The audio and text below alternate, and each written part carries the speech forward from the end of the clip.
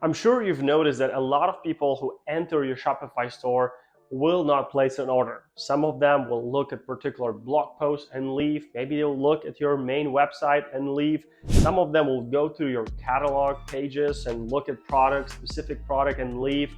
Some of the people will add a product to cart and leave. Some go to the checkout, but before filling out the credit card information, they will abandon their checkout. In this video, I wanted to show you a 4-step funnel that you can build for your email and SMS marketing. So you can use Klaviyo for it if you're using it for email marketing. If you're using Sendlet or any other tool, you can build it out there for sure, as long as it integrates with your Shopify store. So let's dive right in. These are the 4 flows that I recommend having in place for your Shopify store in order to recover lost sales. But before I explain the structure, let's get the proof out of the way. As you can see here, we have 6 flows that are performing pretty well, generated over $122,000 in 90 days. And the flows that we're covering, which are site abandonment, browse abandonment, added to cart, and abandoned checkout, were definitely generating a lot of revenue. So let's go back to our graphic here, starting with site abandonment. Site abandonment happens when someone enters your store and without adding any product to cart, without even looking at any products, they will leave. So you want to make sure that you have set up filters for that particular flow or automation, removing people from it that are already looking at certain products or adding to cart, etc.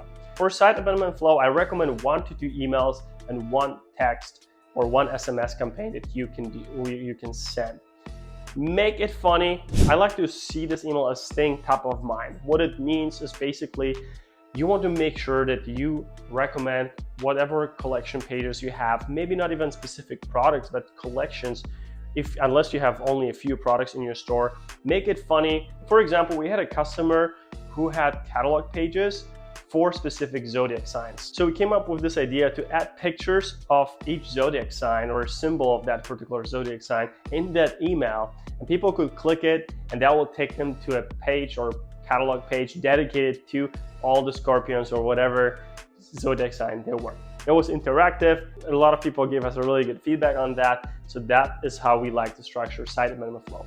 Now, browse abandonment, abandoned cart, and abandoned checkout, they will all be very similar in structure. And the reason being is that we have a dynamic block inside of these emails. A dynamic block means that if someone was looking at product X, you want to show them a product X. If someone had product X in cart, you will show them product X that they had in cart.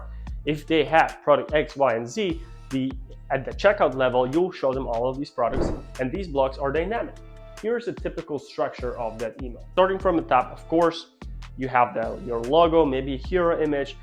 I recommend not making that image too big. Make sure that without scrolling, the customer will see something they're most familiar with, which is the last product they looked at, the last product they added to the cart, and so on. Then you want to make sure that the copy is also very concise. Don't go too crazy here. You want to make sure that customer will immediately know what is this email about, and for that we'll use the dynamic feature because they're familiar with it. There is a familiarity bias right there. What's really worth mentioning is during the steps, you want to make sure that you have also another dynamic block, or you can choose which products you would like to present, but the block should be your product feed. A product feed with your most browsed products, maybe recently purchased products. Show them your products. People don't remember what you have in store, especially if you're in the fashion industry. If you have a new drop with 15 or 20 products, some of the pages we've looked at had 20 pages in one category. That was just mind-blowing. So how can you make it simpler for your customers, potential customers even, to shop at your store? They need to see as many products as possible, every possible opportunity that you can get to interact with this customer. Down below, you can add something to overcome objections, such as reviews, testimonials, before and afters, maybe adding icons with money back guarantee or easy returns, whatever it is that makes you special, makes your brand special. And of course, your footer. In your footer, you can also make it pretty much evergreen, include the icons such as 100 nights free trials if you sell mattresses, for example, or maybe you have a consultant that you can connect them with for a better shopping experience. or you have a flagship store that people might book an appointment, you can have these also in your footer. And that will be the structure for all of these 3 flows. So abandoned cart, abandoned checkout, and browse abandonment. What I also wanted to mention here is that you can set up all of these 3 flows for particular category or even particular product. I recommend starting with a pretty much broad flow or very generic flow, if you will. However, if you start advancing, or if you have a product that absolutely crushes it, it has 80% of sales is attributed to that particular product, feel free to create a flow, abandoned cart, checkout, and browse abandonment for that particular product.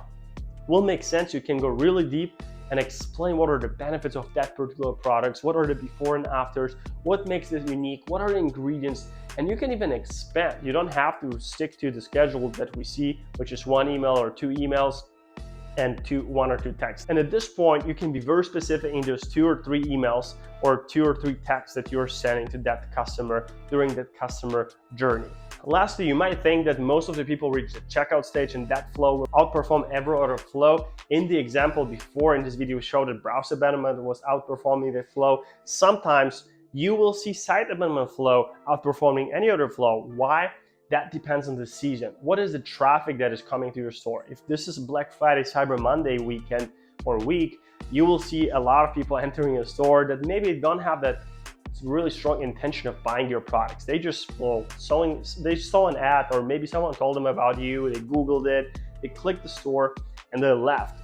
A lot of people will then receive the site abandonment flow. And if they see the site abandonment flow, it's interactive, it's clearly explaining what are the benefits of buying from you in a simple way. A lot of people will buy from that particular email because they will go back to the store and they don't have to go to all of the stages of your consecutive flows. They will just buy right in from that particular flow. That's it. If you have any questions as far as triggers go, filters for your flows, how to set it up, let me know in the comment section. I'll be happy to answer your questions.